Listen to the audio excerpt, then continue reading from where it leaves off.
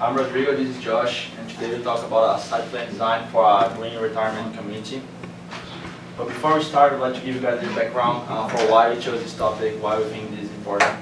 So people usually move at least 3 times in their last 3 decades of life. They first move to a place where they really want to live in. Second, they move close to their family, usually after a loss of a relative or something like that. And third, when they need kind of help, if they break a leg or something, they may live in a healthcare facility. And this constant geographical movimentation is not good for the elderly, because when you are getting old, you want to create really strong boundaries with people around you, and this is the main goal of our community, to let people interact and create boundaries, help each other, and yeah, this is our main goal of the community. Alright, so why green? Well, our world today is moving more towards sustainable because we want to pass down to the future generations the experiences that we're having without them having too much trouble because we made all the trouble. And also, we wanted to make this retirement community so that we could make a place for the elderly to enjoy sustainable living and have a place where they could be in a community. When we were doing research, I read an article from the New York Times about a man who moved up to Vermont because he was looking for exactly this, a green retirement community. He's big into recycling, and the community that he moved to up in Vermont, they actually bottle maple syrup and sell it. And he's head of their recycling division in their community. And this is happens to be a chart of different subheadings of how we decided where to place this retirement community. Just some of the things are the climate and the healthcare, and at the top, Ecuador tops. So why did you choose Ecuador? So Ecuador has several benefits for the elderly. International flight tickets for the elderly in Ecuador are really cheap, so if someone comes from another country, it's going to be really easy to come back home. And also bus tickets, the elderly have 50% off on these tickets. And the public transportation in Ecuador is really well structured, so they don't really need cars to live there. And by bus, they can travel around the country for only around like 49 cents. So by this data, you can see that it's really cheap to live in Ecuador. With $1,400, a person can really live comfortable there, and this includes rent. To go to the hospital in Ecuador costs around like $10, and a main dish in a restaurant would cost $2.50. Ecuador is also the most robust economy in South America, with its GDP being increasing of around 4.56% every year since 2002, and it tends to keep increasing, so that would be a good place to move on. This is just a blown up location in Ecuador. It's in Guayaquil, which is one of the biggest cities in Ecuador. It's has lots of transportation and infrastructure, so if for any reason somebody would need to leave the retirement community for certain specific medical care, they could, because there's medical facilities nearby.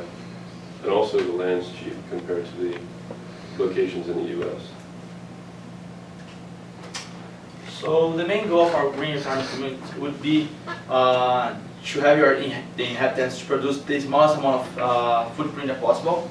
In order to do that, we produce our electric energy by having solar panels on the roads, pretty much mimicking what's happening in France right now, where they have like solar panels on the roadways.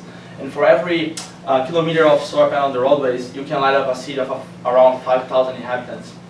We are also planning to have anaerobic digesters in order to produce natural gas, pretty much have the microorganisms breaking down waste such as food waste and get natural gas. And with this natural gas, we're planning to use for heating and cooking.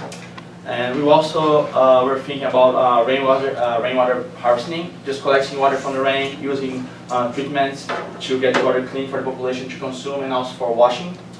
And finally, we want our community to be self-sufficient in food production. So we have like gardens in front of every dormitory, so the elderly could like cultivate agriculture. And we're also thinking about a lake in order so they can like fish, get their food, and also have fun at the same time. So here is the site plan of our green retirement community. On the top and the bottom, you have the dormitories with the garden from them. Each dormitory has around 100 rooms on them. On the right, you have the restaurants. So we thought that would be nice to have some restaurants because we don't want the other to cook like every day. On the bottom are just the two tanks for the anaerobic digester and the rainwater harvesting. On the middle, we have like a green area with like a walking path, and on the right in this green area, we have elderly playground. On the top, you have tennis courts, a barbecue area. On the left, your aquatics complex, the gym, the administration building, and the lake. On the bottom of the green area, we have our library, the games room, and healthcare facility center. As I said at the beginning, the main goal of this project was to design a site plan for our retirement community, but we went a little bit beyond the scope of the project and actually did some architectural design for some of the buildings in this community. These are initial thoughts. We have some people going forward with this project in the next semesters, but we still would like to share with you guys what we've been working on.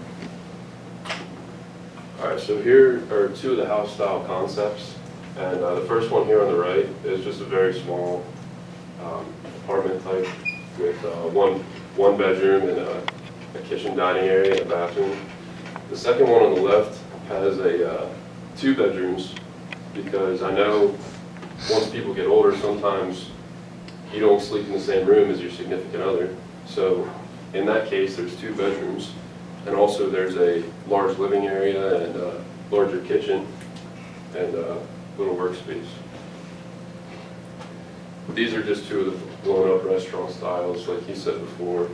So sometimes you don't want to cook every night, so there's a space for any type of restaurant. So here, we did some research in the most popular sport between the elderly is tennis and stuff like basketball or soccer. So we have here also some tennis courts, we have some ring around the courts, some water fountains on the top, and right next to it you have like the barbecue area with bench bolted to the tent so people can see actually the games from there. And even after the games, people can come from the courts, just hang out in the barbecue area. So it's a nice hangout area for our community. Here we have the game room and the library. On the left is the library, you have administration, the books room, just some tables so they can get the books, the other can get the books and read there. And we put some couch and computers so they can access the internet comfortably. And here we have like, the game room, we have some pool tables, ping pong tables, and a TV. So pretty much another hangout area in our community. Here's the healthcare facility center. We have some examination rooms and consultation rooms. And as Josh said, like ideally, we would want our inhabitants to use the healthcare as much as possible, just leaving the green retirement community with something really, really specific that we can like treat in there.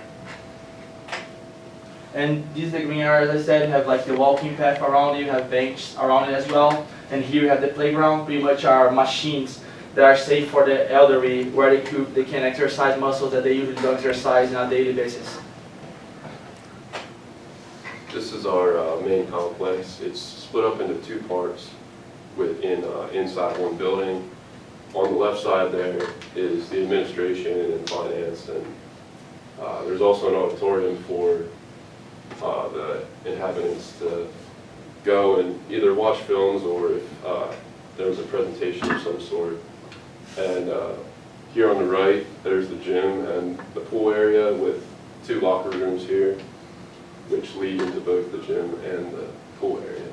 And over there on the left is the lake, which is just there for people to enjoy and fish if they really want to. This is just a floor plan of pretty much the same layout in Revit, but there's shower stalls down here and also auditorium seats in the auditorium. And then here is a 3D view of the Revit, one with a roof and one without a roof, so you can see down inside.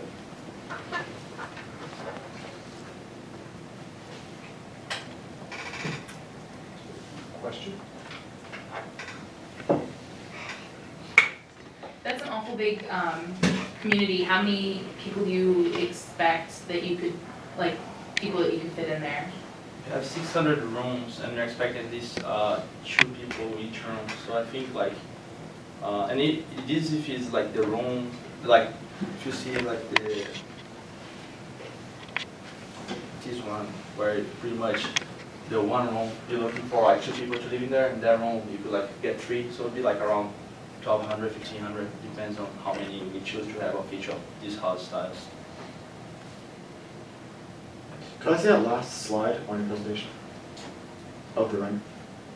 Is that a two-story building or is it just one in that really big roof? Yeah, it's just one. The roof needs to be downsized, but it's just one story. So you use the term elderly. There are a few of us in the room that can relate to that a little bit. My dad's 89. He wouldn't be playing tennis and he wouldn't be, so what's the age range you're thinking of when you define this as sort of retirement community?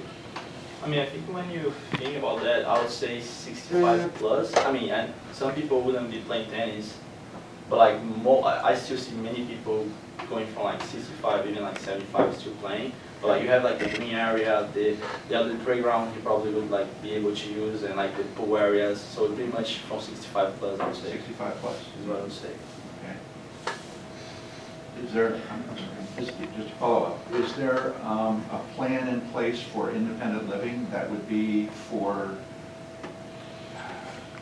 folks that are, say, more of the upper age bracket you have in mind, that can still live independently on their own, but may need help with cooking and some of the routine, day-to-day routine things?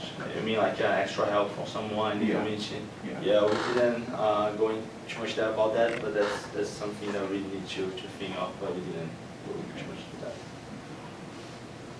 I was curious about the green elements of each of those buildings. I think you talked in general about the overall community and some of the things you were trying to achieve within the community. Did you consider any specific elements within the buildings themselves or the living areas and that sort of thing?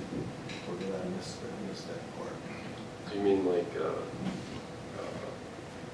kind of with like lighting and stuff like that? Yeah, and the wastewater and, I don't know if you quantified any of those needs based on population within the community and you talked about collecting rainwater, I think, and using that, how much water would that take for a community of that size and how feasible is that?